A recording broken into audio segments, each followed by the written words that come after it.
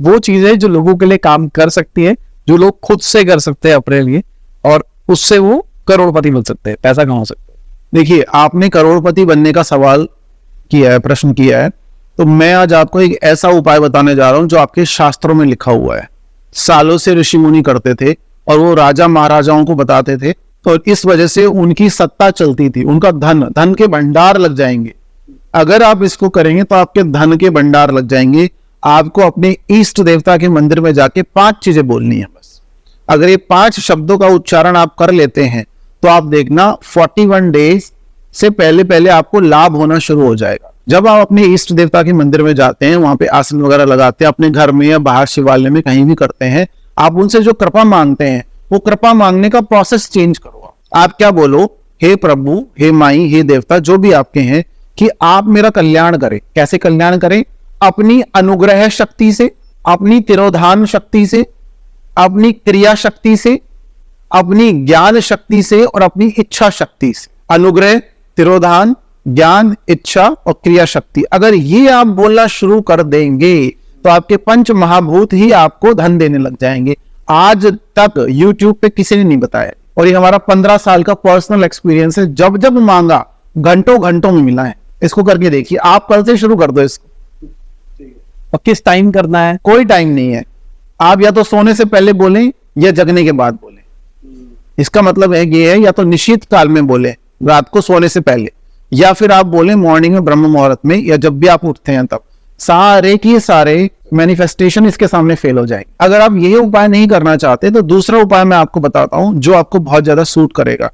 आप सबसे पहले तो अपने रूटीन में अपना मोबाइल वॉशरूम में ले जाना बंद कर दो। ये वॉशरूम में ले जाने की वजह से जब शनि राहु की युति बन जाएगी तो आपका धन संचित नहीं होगा कभी। पिशाच योग बोलते हैं इसको। ये धन संचित नहीं होगा।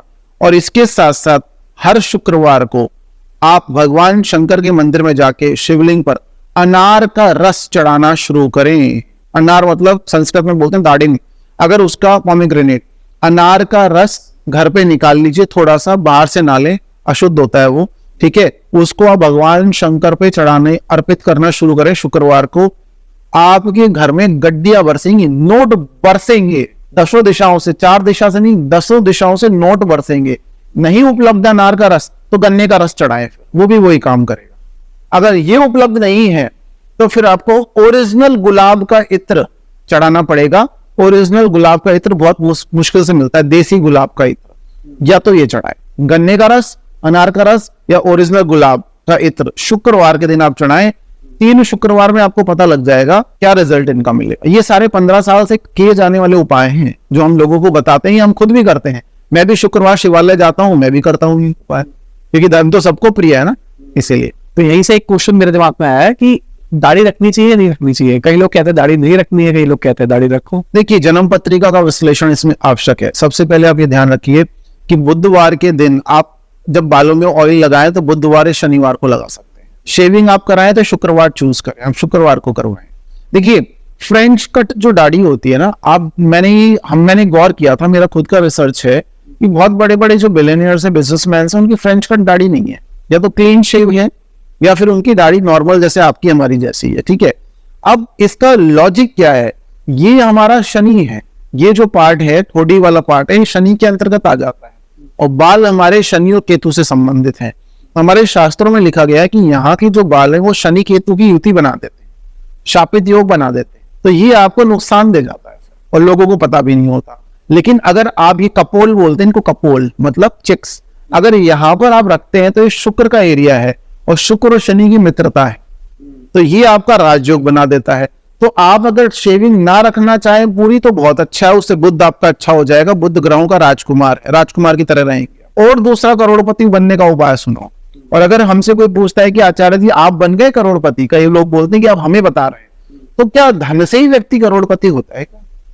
अगर आपको अपनी साधना से भगवती के असंख्य असंख्य आशीर्वाद प्राप्त हो गए तो धन तो कुछ नहीं है उसके सामने।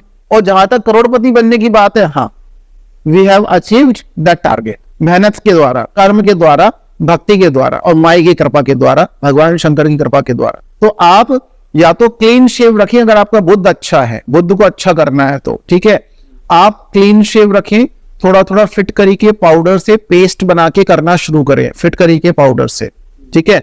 दूसरा, इलायची चबाए सुबह सुबह उठते ही, आपको करोड़पति बनने से कोई नहीं रोक पाएगा। अगर आप शेविंग रखते हैं तो पूरी शेविंग रखें, उसमें गुलाब या चंदन का थोड़ा सा इत्र लगाएं, फिर भी आपको करोड़पति बनने से कोई नहीं रोक सकता।